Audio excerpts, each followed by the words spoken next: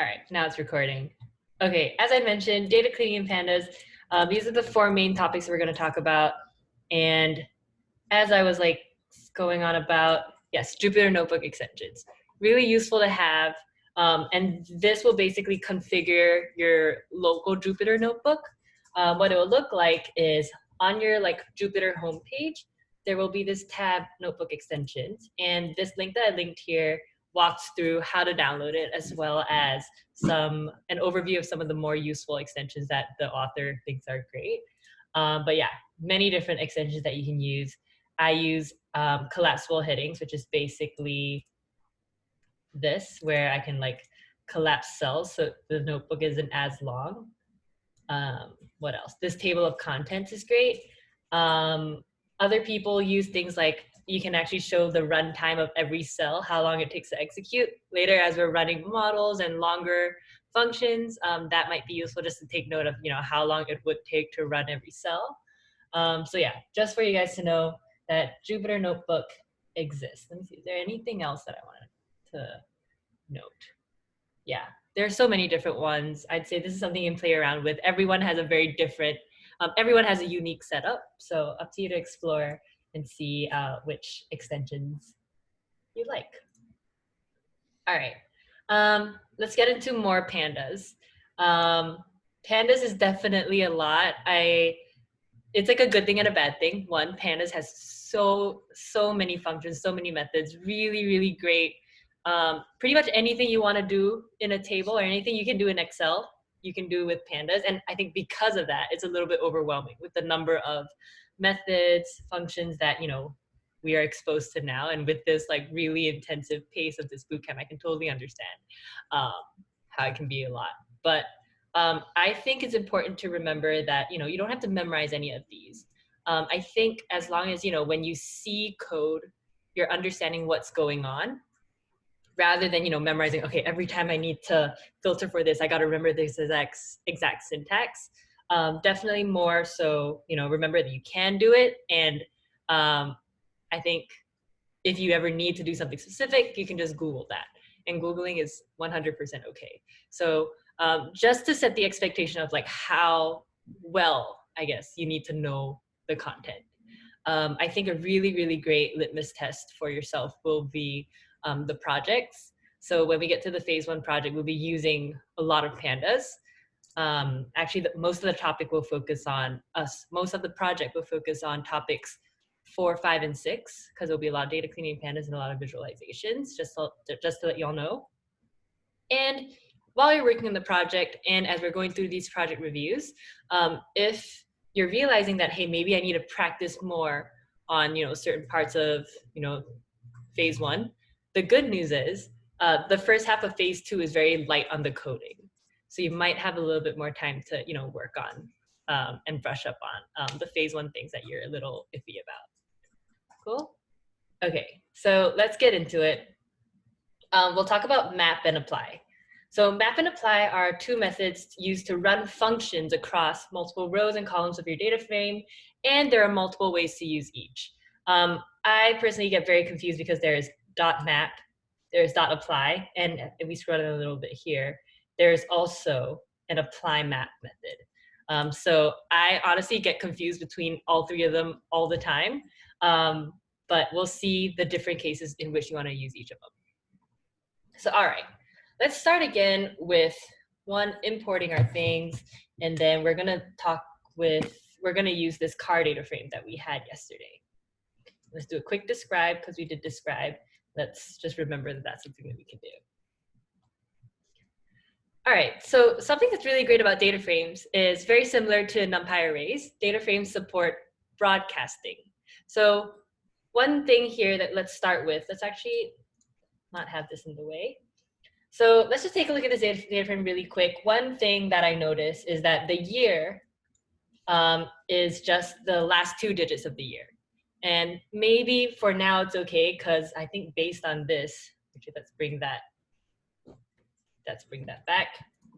You can see here that the minimum year is 70, maximum year is 82. So for now, it's between, I'm assuming 1970 and 1982, seems okay. But for, if we want to eventually add to this data set, that could cause problems. Because what happens, when you have cars from like, were there cars in 1920? I don't know.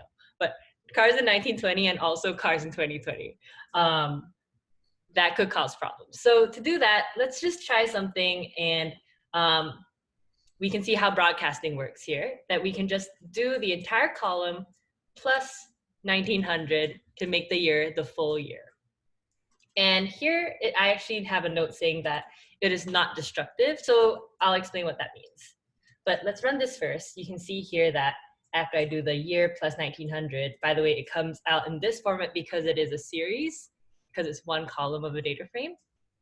And you can see successfully, we have added 1900 to every valued year. What I mean by it's not destructive, let's take a look at CARDF again. Year is back to the 2-digit number. So what we're doing here, we're just merely outputting the year plus 1900. We're not actually updating the value of year. And that's what I mean by not destructive. Doing these broadcasting methods, for the most part, are not destructive. And you'll actually see for a lot of these data frame functions, they're not destructive functions. They don't actually edit your data frame. So what we actually have to do here is reassign these new values. And we do that pretty simply by doing CARDF year equals to the original CARDF year plus 1900. And once we do that, let's run this really quick, take a look at the head. That's how the year updates. So if you ever need to do something simple in that sense, where you're just adding 1900 to everything in the year column, maybe we're turning all of these displacement and horsepower values back into integers instead of floats. Things like that can be done pretty simply just by broadcasting any addition or subtraction like that. You could even do, I think, as type integer to change the float into an integer. That's something that's actually pretty easy to look up, so I won't go through it. For the name, you can also do the same thing with the name. Let's actually do that really quick, just as another example. Let's turn the name into, let's turn it to title case so that you have capital letters. Let's do CARDF name equals to CARDF name dot title.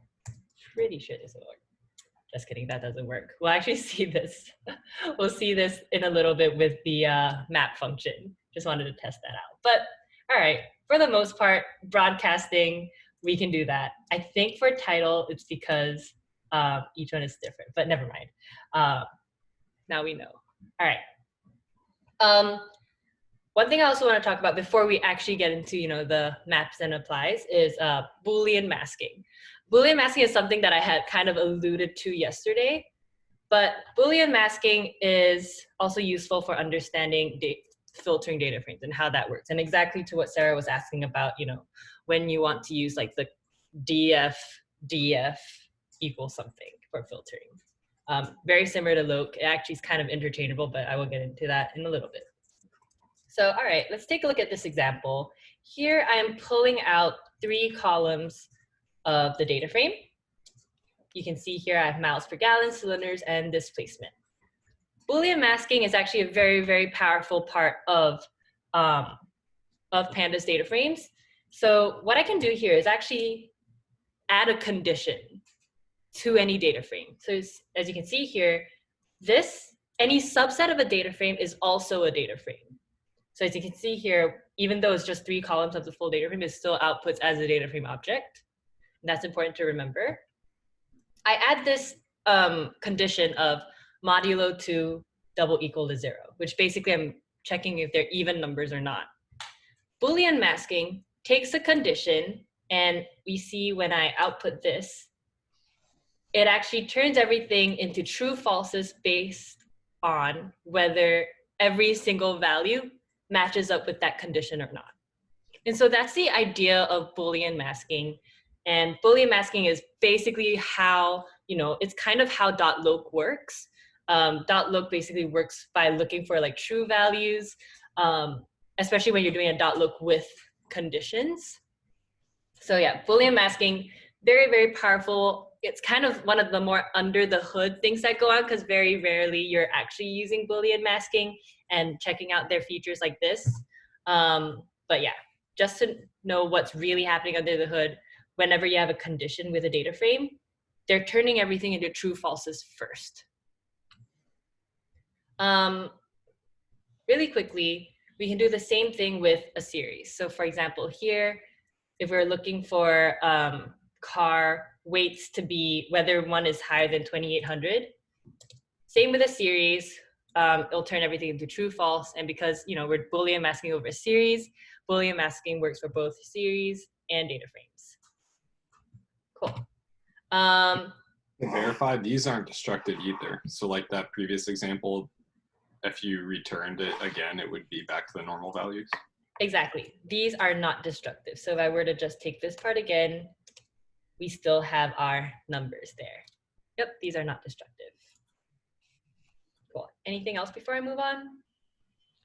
Yeah, so if you wanted to display, like, for example, whatever is greater than 2,800, instead of it returning true or false, if you wanted to display the value, how would you do that? Yeah, that's actually what I was going to get to right after this. So let's actually talk about that right now. So earlier, Sarah was asking about when do we, I'm sure some of you have seen like syntax where you're sort of putting the data frame name twice. One example being, let's output just the rows where the car DF's weight is greater than 2,800. So let's do this. And then what the syntax usually is this. You would first call the entire car DF, and then you would give it the condition of where the weight is greater than 2,800. So let's just output this really quickly to take a look. Here, we went down from, I think, 397 rows to 198. And the weight of all of these cars would be above 2,800. So this syntax, I think, is the one that can be kind of confusing just because it is also interchangeable with the dot look. So you can have this method where you're basically, I think the part that throws people off is that you have to type out, the DF name twice, because how it works is the car DF is the entire data frame, and you're indexing it by whichever rows of this condition evaluate to true. So that's kind of like the two-layer approach of how this syntax works. I guess you're evaluating this inside part first. You're doing this condition, which is this output right here. It's going to see which index numbers evaluate to true.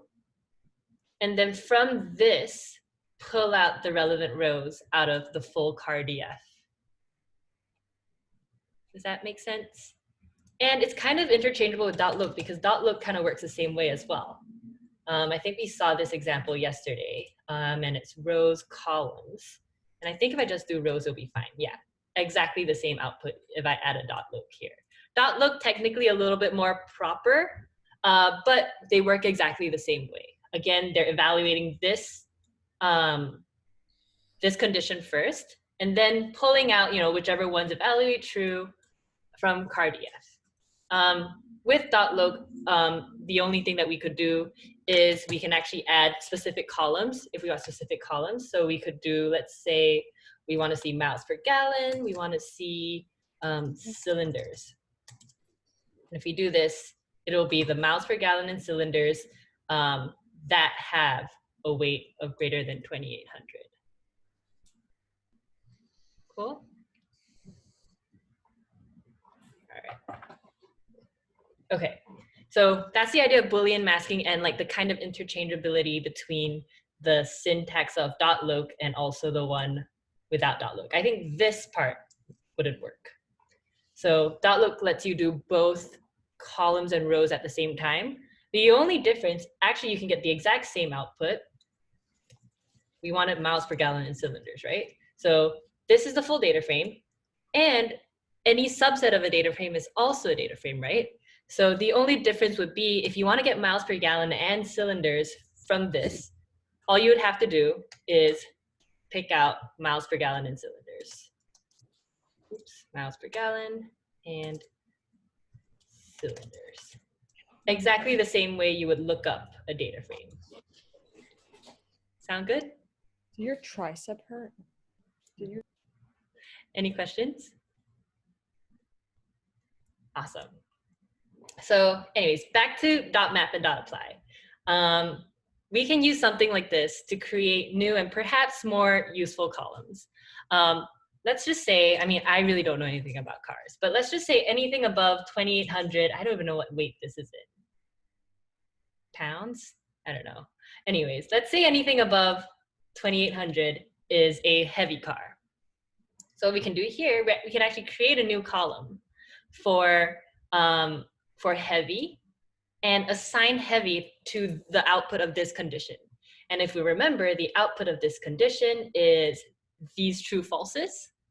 What we can do is make new columns. So basically what we would have here, let's do this.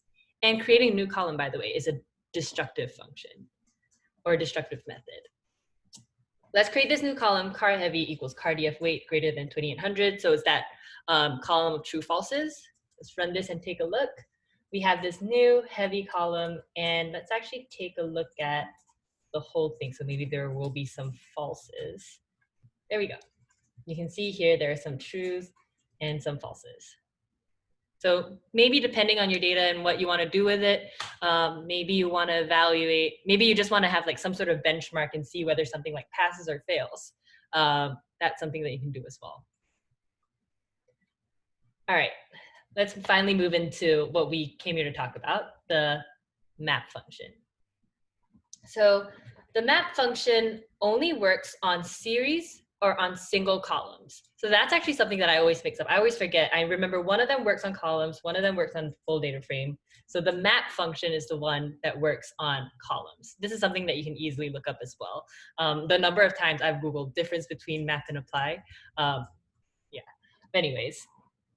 What you can do with .map, you can either supply a condition into Lambda or define specific functions. So this is where Lambdas come back. So let's say you want to do a method on all of the values of a single column. That's when you would use map. Let's take a look and see what I did here. Let's see. All right. So here I'm mapping lambda y is y less than 80. And I think I have to turn it to 1980 because I had to change that. But let's take a look and see what this outputs. Okay, so here what we have done is basically the same thing we've done earlier with a Boolean mask. We have mapped on this condition onto car df year. And very similarly to what we did earlier with the Boolean mask, this is also not destructive, I believe. Let me double check. Yeah, there we go. Not a destructive function. So this is very similar to the Boolean mapping that we did earlier. You can just give it a lambda. Now let's do something that is a little bit more tricky, a little more complicated. Let's work with the name. And I think the name is something that I was trying to work with earlier. So car df name here, we have all of the names of these cars. Some functions that I just wanted to throw in here while we're looking at this. We can actually take a look at, out of the 397, what are the unique names? So maybe in this data set, there are some cars that have the same name. And so to do that, there is a method.unique. And we can see here, there is an array of unique values. I think this seems like it's less than 397. Good for us that there is actually another method, N unique, that tells us the number of uniques. So here we can take a look, 304. So yeah, there are less than 397. There are a few duplicate names. One that I actually really like also will be very useful for plotting, value counts. So value counts with an underscore shows you, all right, we can see that in this data set, there are 6 Ford Pintos, 5 AMC Matadors. So this really quick segue was, not segue, this really quick tangent was to show some of these other methods that might be useful. So cool. All right. Could you, sorry, Ish, could you do a unique first and then a value count to just count, like, because wouldn't the value counts repeat it, or value counts already like shows which one is unique? So value counts will do which one is unique. So you can see Okay. here, the length of this value counts output is 304, which is, Okay. I think, the same number that came out of N unique. Yep, value Gotcha. counts does the N unique as well. Good question. All right, so here let's map and see which cars are Fords. And I think this is something that we could also do with what I was trying to do earlier with the title case. We would actually use a dot map. So here what I'm doing is I'm feeding in a lambda function. And the lambda here works very similarly to the way we were using lambdas before. Here, each n would point to each entry in the series. So basically, in this case, each name is what the lambda variable will point to. So here, all I'm doing is checking if Ford is in n, and then mapping that over the name column in this car data frame. Sound good? Map is actually very powerful. Map and apply map actually very, very powerful, because those are all kind of broadcasting methods. They're doing everything at once rather than like iterating through one by one. So doing something like a map is way more efficient than, for example, looping through your data frame and adding a new value. So just so you know, in terms of efficiency, maps and apply maps, much faster. All right, so let's take a look at what this gives us. Again, falses and trues based on whether the name Ford is in the full name. Something else that's very useful here, I believe we should be able to do a dot sum on this entire thing. And if we dot sum, as I'd mentioned yesterday, true evaluates to 1, false evaluates to 0. We can see that there are 51 car names with the word Ford in them. So you can kind of guess that there may be 51 Fords in this data set. Unless like Ford is a part of another word, in that case, I don't know. But yeah, all right. Just to circle back to what we were doing earlier, we should be able to do n.title. And there we go. We have capitalized every word in our names, in our car names. So map is, just to reiterate, something that if you want to do a specific function on every item in a series or in a single column, that's what you would do. Now let's do something even more complicated. Let's say I wanted to take note of car brands, whether they were, for this case, just to simplify, whether they were Fords, Buicks, or Chevrolets. What you can do, similarly to how we use lambdas, I think, for the sorting and for the filtering, when we wanted to give it a specific function or, a specific function to sort on or filter by. Very similarly, we can feed it in a function to, output something different. So in this case, what I want here is I want another column. I want another column that tells me whether a car is a Ford, Buick, or Chevrolet. So here you can see I have a bunch of if statements. Just to split this up a little more. Each if statement, I'm taking a look at if Ford is in value. And because, as we mentioned, the map, from the map, each lambda variable points to each specific entry. The value basically refers to the car name. And sometimes you would define functions specifically for a column in the data frame. So in this case, what I'm looking for, if Ford in value, return Ford. Buick in value, return Buick, so on and so forth. I did this with if and elif statements. So let's define this. And you can define this function to feed into lambda, and you would actually feed it in very similarly to how we were doing like the sort and filters. Car name dot map lambda n again, and just feed it in the function.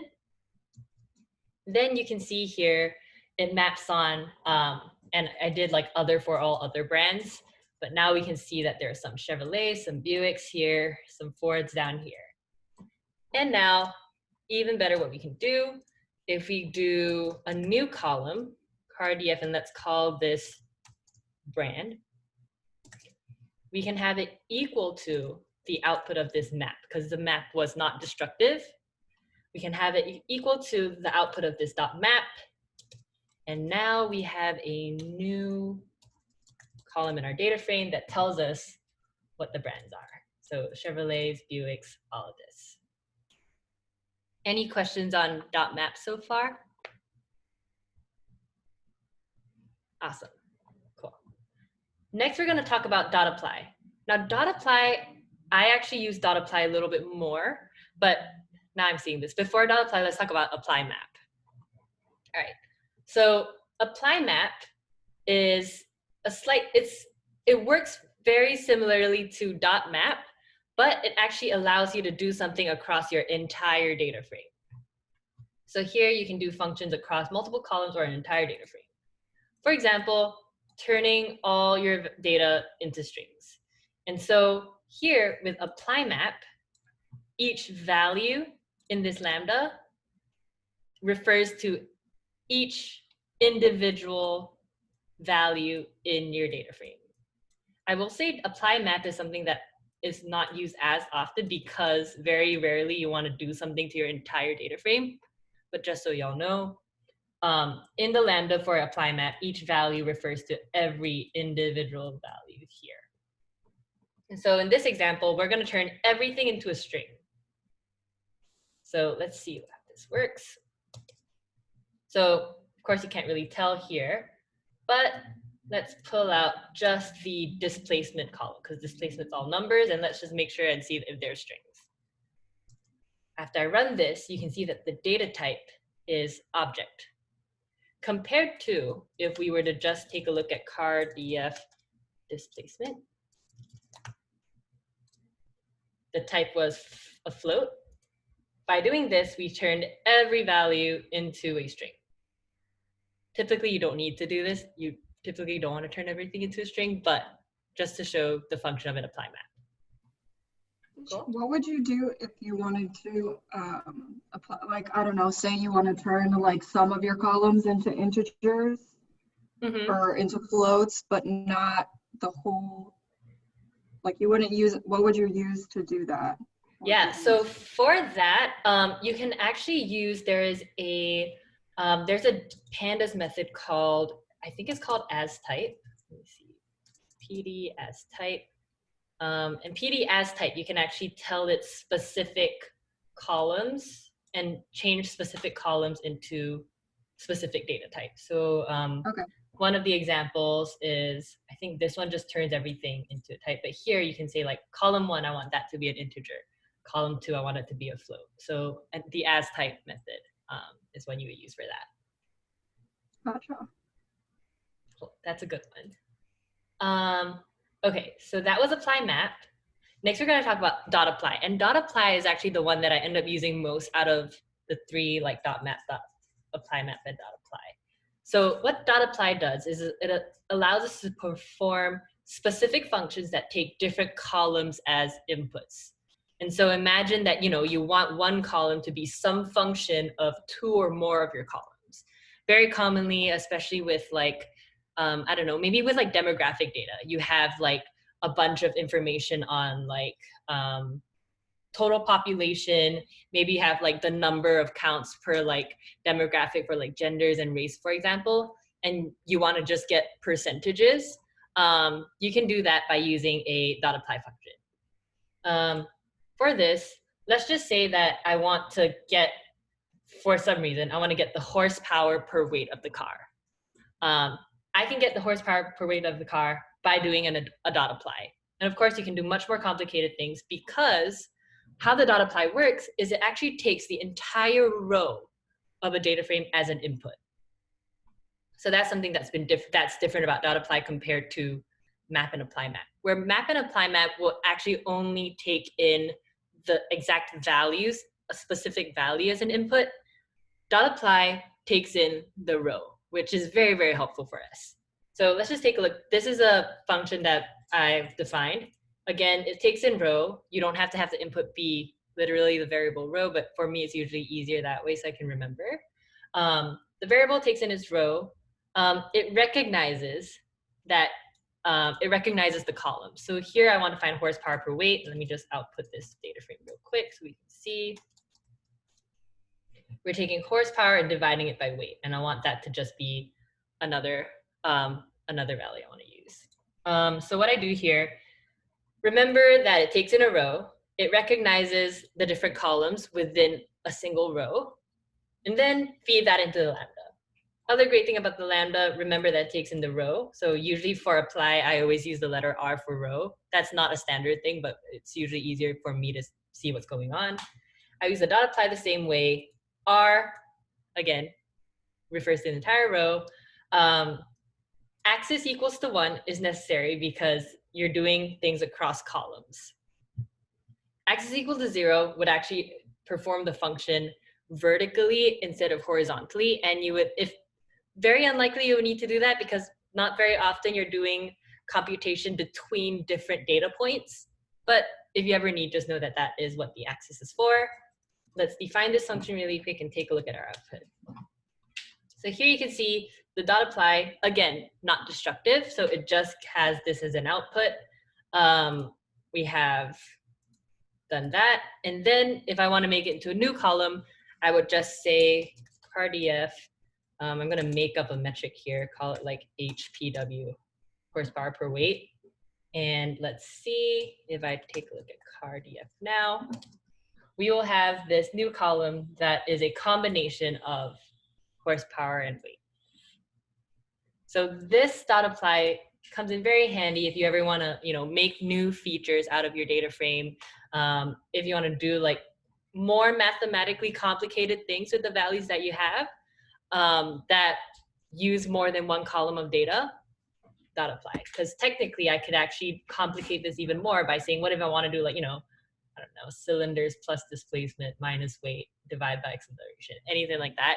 You could do that in a dot apply. You just have to define it in your function. Questions on dot apply? Yeah, so just to confirm, so dot apply basically like inherently just does row by row. Technically no, because the default is axis equals to 0. But yeah, if you use axis equal to 1, then yes, it will do row by row. I have never actually come across a situation where you want to do axis equals to 0, which will actually perform things like across the column. But yeah. Just want to say one thing is I don't think you need the lambda. Oh, you don't need the lambda? Like if you can remove the lambda R and remove the brackets R after weight. Oh yes, that will work as well. Yeah, I feel like, yeah, that will work as well. Just because it also inherently knows that it's applying the function across the row. That's a really good thing to point out. I just typically always put the lambda, but yeah, it works without the lambda as well. Yeah, thanks for pointing that out. That's because it was like you were double functioning, right? Because you created a function, but then lambda is a function too. So you only need the other. Mm-hmm. That's right. That's right. Yeah. So if I were to actually like put this, instead of like defining a function, I have my lambda. And I think if I do like R horsepower divided by R weight, let me try this. Let's see. This is something that's a good opportunity to talk about like different coders' syntactic sugar. Just like this happens to be like my style of doing Pandas, but I think this might work as well. Let's take a look. There we go. Yeah, so you can actually have the function like what I had here in here. The thing is, as your function gets more complicated, you would want to define it and then have it in there. If that makes sense. So apply just allows you to access different columns and like perform some function using both of those columns. Mm-hmm. That's right. Okay. Cool. Awesome. This is really great. Okay, we're more than halfway through. Wow. In terms of time. So let's get to the rest of it. I will say I think that map and apply are the more complicated ones out of everything we're talking about today. Really quickly to talk about group by. Group by is a really, really great way to get aggregated information about your data. So pretty much every time you use a group by, you have to pair it with an aggregation function. I think with examples, it'll be a little bit more clear. So for example, some common aggregations are minimum, maximum, mean, median, and count. So these are all information that you can get from a group of data. So any information you get from a group of data are aggregation functions. So let's do some aggregations on our group by, or let's do some group by with aggregation on our data set. So here, when you do a group by, you're usually grouping by the values of a specific column. So here, I'm just gonna group by cylinders and take a look at, the mean values of the different cylinders. So what this is used for, if I wanted to see like, is there a difference in maybe like displacement values for different cylinder numbers?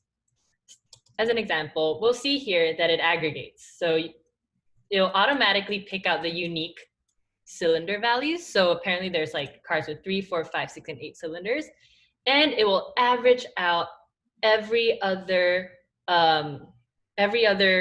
numerical column. So it automatically gets rid of like the name and the brand because those are not numerical. But we'll see here that it's a really good way to compare. So let's say we want to see like for different cylinders, are there different displacement values? So you can see here, it seems like, the more cylinders you have, the more displacement. And so it's a really good way to compare across a specific column. So then we're first grouping by the amount of cylinders that it has, and then we're taking the mean of all of the other items there that are numbers. Mm-hmm. Yeah, so what it's doing is it's first like, it's gonna look up, all right, all the cars that have 3 cylinders, take a mean for all the other columns within the ones that have 3 cylinders. And then same for all of the others. The topic 5 mini project has a lot of good opportunity to use group by to explore your data. So yeah, we can do this with any of the columns that, usually you wanna do a column that doesn't have too many unique values. So I'm gonna guess, let's actually take a look at year and see what year will give us. So between year, you can see like maybe there's some pattern between, the year the car was built and like, I don't know, maybe miles per gallon. So it seems like on average, cars are increasing their miles per gallon over the years. And so doing this group by, a really good way to just make comparisons across groups of your data. Group bys actually will come back when we take a look at SQL on Friday. Cool. Can you group by and then organize it, like by the miles per gallon? Yeah, you can actually do a group by and then do a sort. So you have to have an aggregation with every group by. Just to quickly demonstrate that, if I don't have that, it has a group by object because it doesn't know what to give you after doing the group by. So yeah, we can definitely sort it. Let's try a different one. Let's do like the minimum and see, all right, these are the minimum miles per gallon. And we can do a sort. And I think, I might have to Google this, but I think it is sort values by miles per gallon. I think this is the right one. This is the right, yeah. As you can see, the years are not all in order now, and it is sorted by miles per gallon. And yeah, just as we have shown with a few other things that we've talked about, you can stack all of these functions as well. But yeah, that's a good one. You can definitely sort. Cool, but always remember that a group by has to come with an aggregation. All right, let's move on. Any questions about group by? All right, let's move on to combining data frames. So there's concatenation and there is join. So first we'll talk about pd.concat. Concat is useful. Imagine when you're like grabbing data, let's say you have like a table per year, and you just want to put everything together, you can concatenate them. So these are just examples of data frames. This is actually pulled from the documentation. So there are many different ways to do concat. Highly recommend if you need to do a specific, joining of data frames, check out concat. So here we've just defined 3 data frames. We can preview each one. Pretty simple. You can see that this is what they look like. PD concat will basically just stack them on top of each other. By default, it'll stack them on top of each other. Here. So yeah, you can see that it's stacked in order.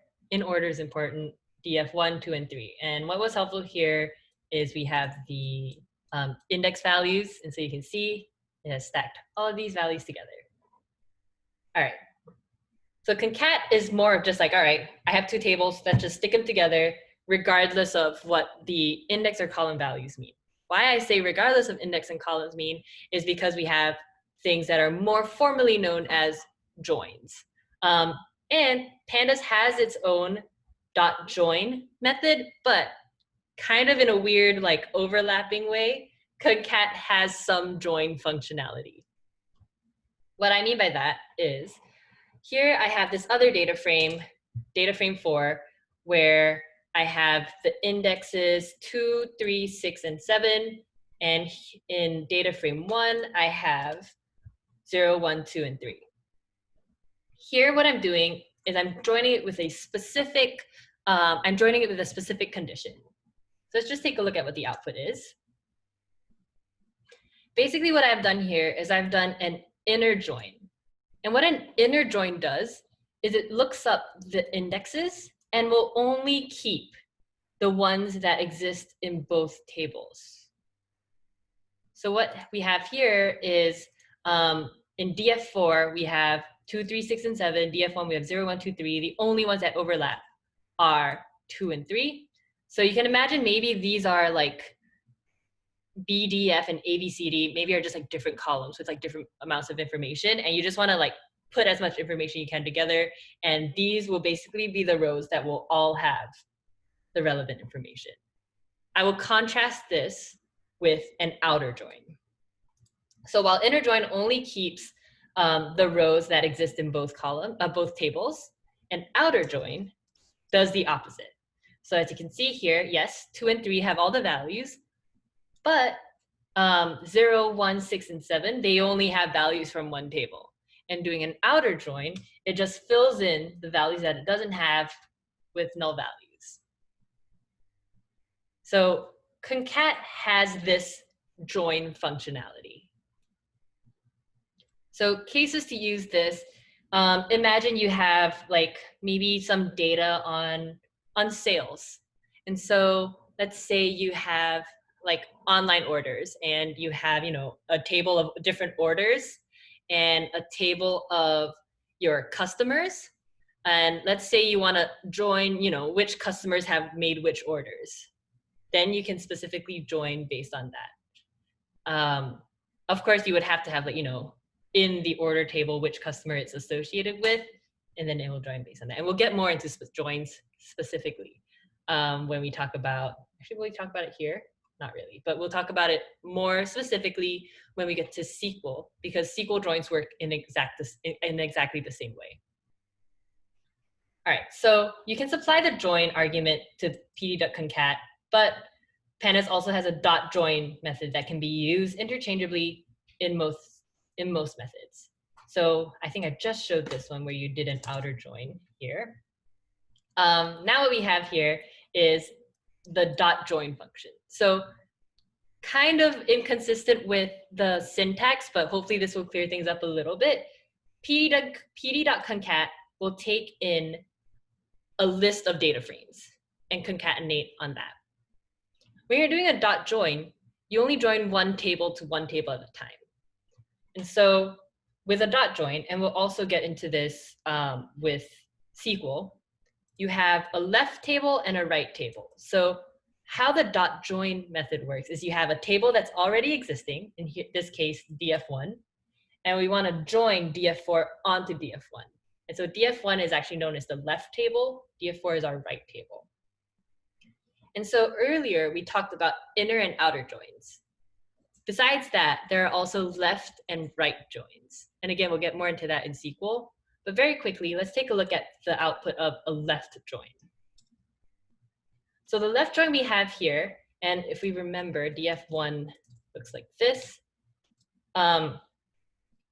This is what the left join outputs. What the left join does is it keeps all the rows of the left table and then only adds the relevant information from the right table. So the right table, which was DF4, had 6 and 7, but 6 and 7 in this case was kind of deemed irrelevant. So it only joined 2 and 3 and then filled in the rest with null values. We will get more into joins on Friday, so don't worry too much about this for now.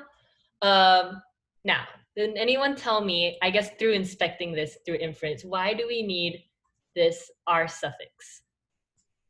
Why might we need this R suffix? If certain column names are the same. Yeah, exactly. As you can see here, both of these tables had B's and D's as columns.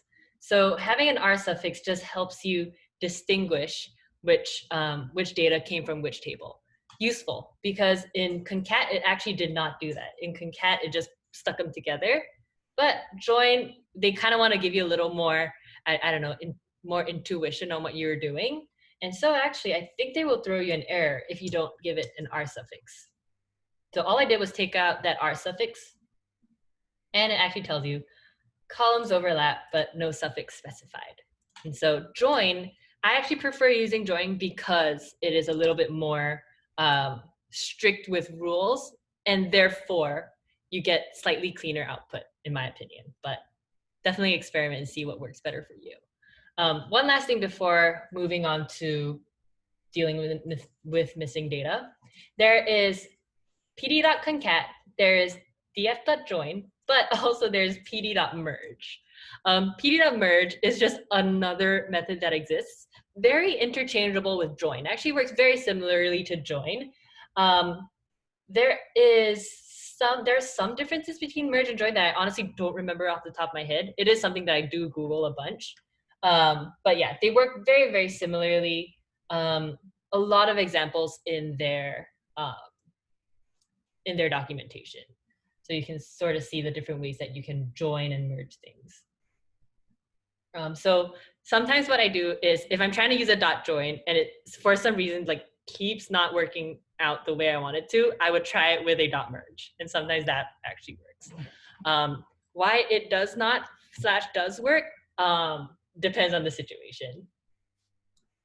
But yeah, just good to know that this other method exists if what you're working with does not work.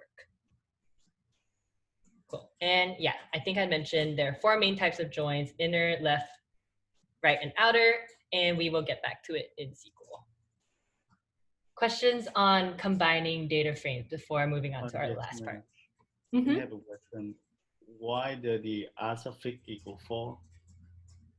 Let's see. The R suffix, yeah. Yeah, I kind of just gave it because this was df4. Let's say you have 2 different tables and you want to say that, all right, maybe this is a sales table or customers table. I can actually give it anything I want. I'll show you why I'm starting it with an underscore, but maybe I can say that this is, customers.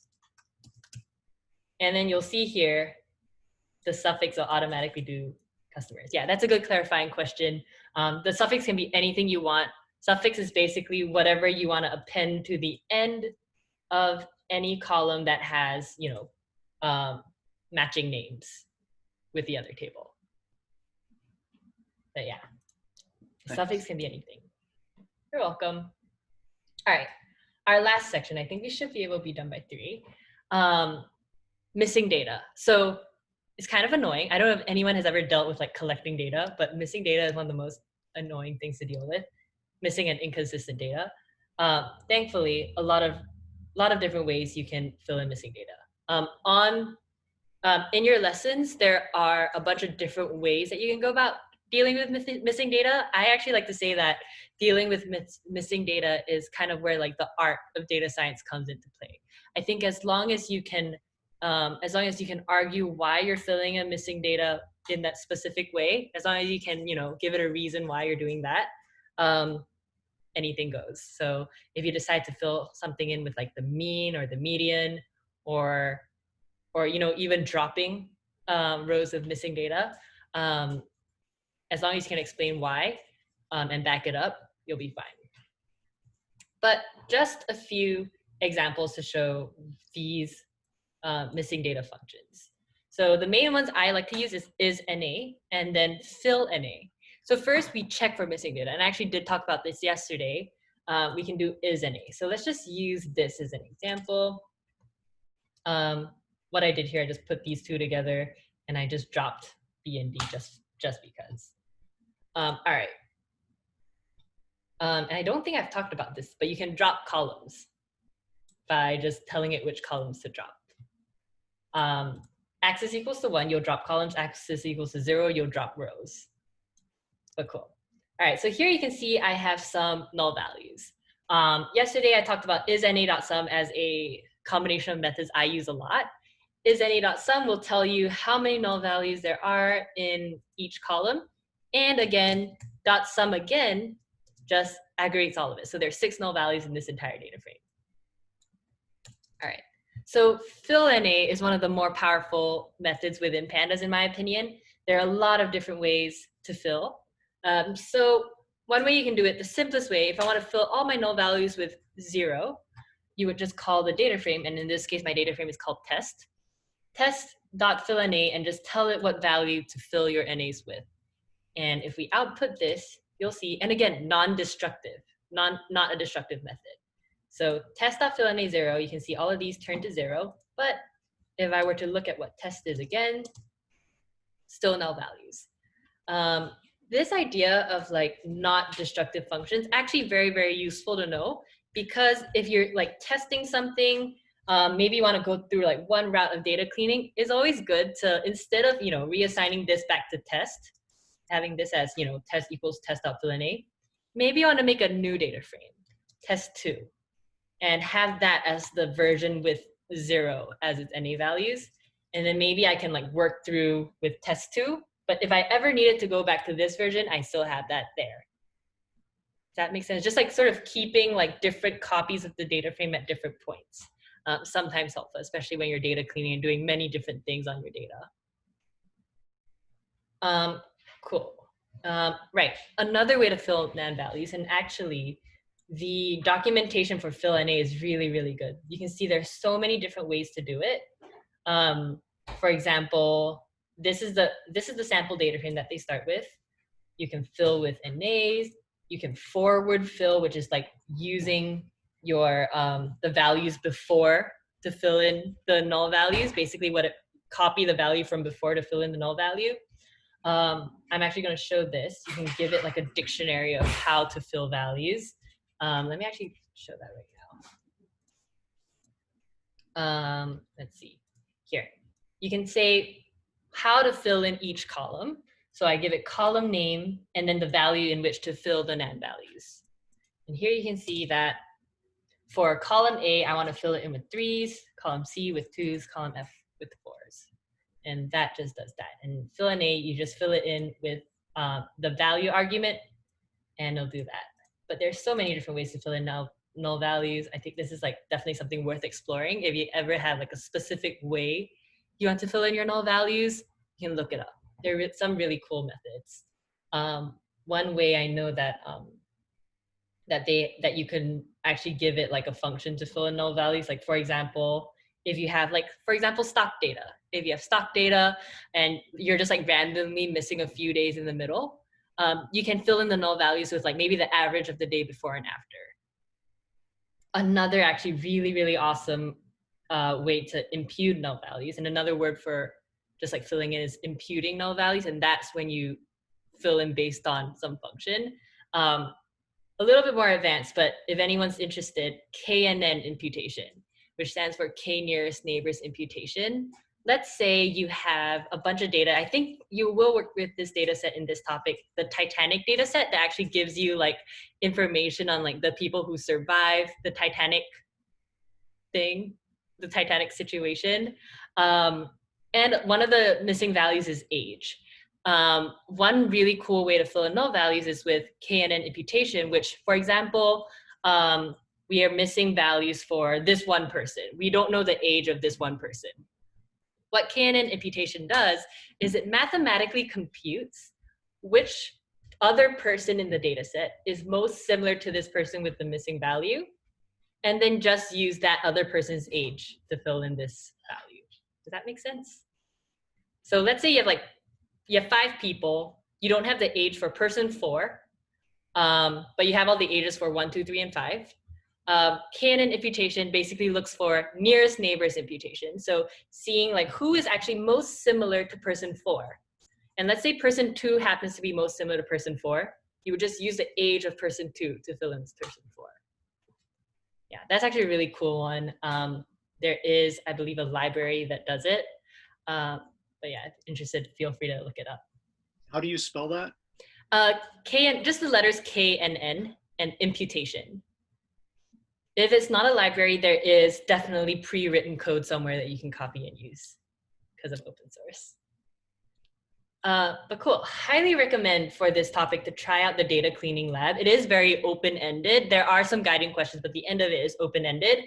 Really great opportunity to try some paired programming. Let's see, but yeah, really highly recommend doing that. It's a great practice for what's actually coming up in the end of phase project. But cool, any questions about anything we've talked about so far? For the drop method, what if I wanted to drop all the values in a column? What if I wanted to drop specific values in a column? So say like column C, I want to drop all values that are equal to 2. How would you?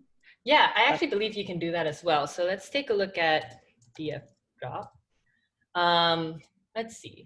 You can drop it by, well, yeah, there's a lot of ways you can drop.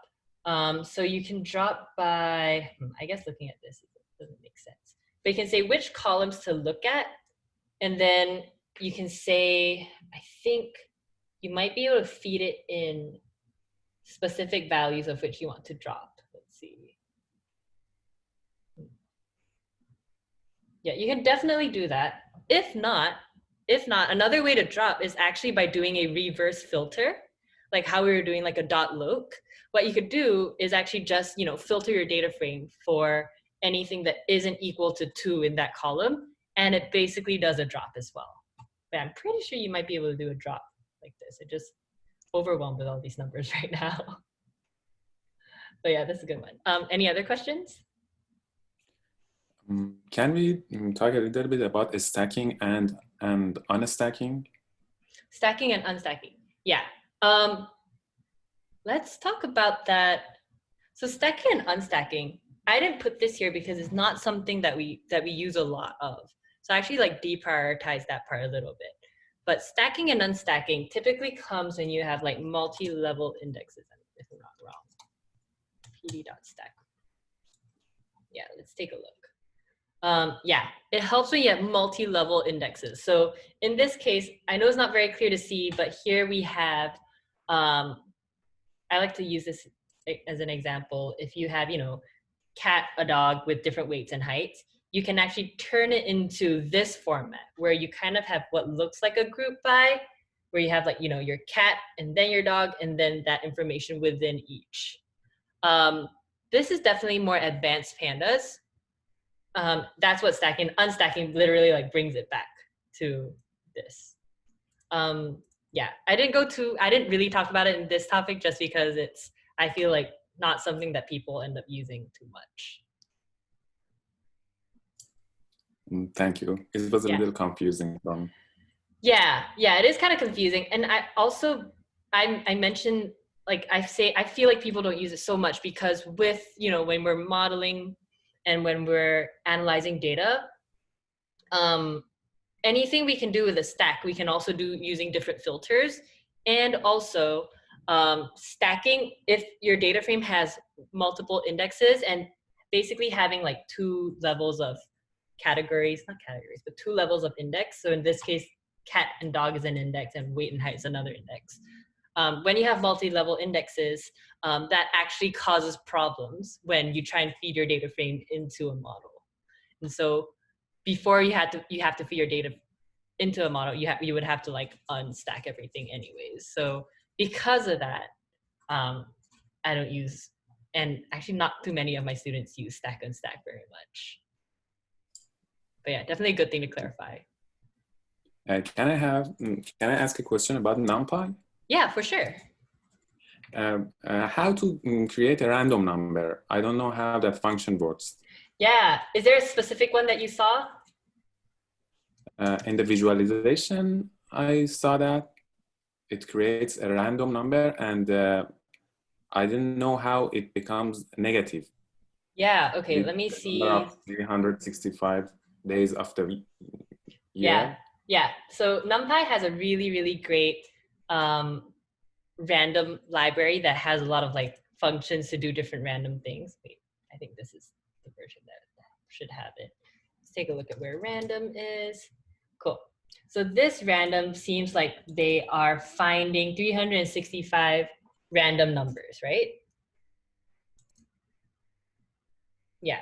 So np.random random n. So actually, let's look at that. npy random rand n. If you look at that, what this one does, it returns a sample from a normal distribution. What that means is if you have, I should talk about the normal distribution next phase, but basically it's gonna pull out random numbers from a distribution that follows like a bell curve. I don't know if that makes sense to everybody here. That's kind of going into what we're going to next phase. But yeah, it just, from a distribution of numbers, just picks however many random numbers. Does that help? Yeah, there's a lot of different ways to do random in NumPy. NumPy actually has a very, very extensive random library.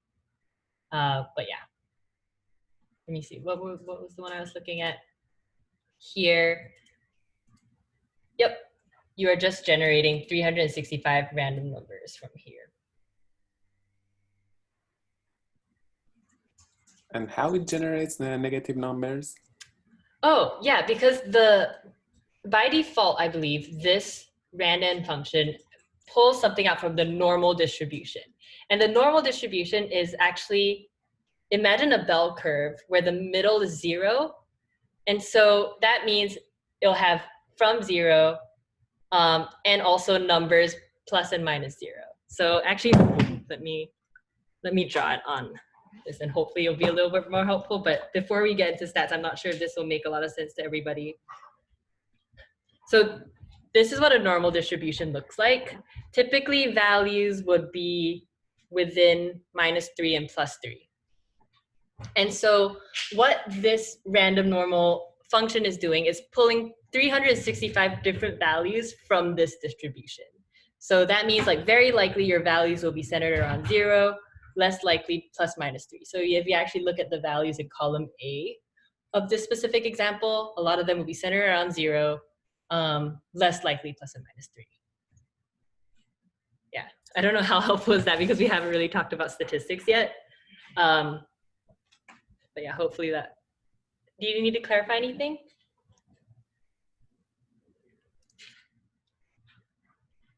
Cool, awesome. Any last questions?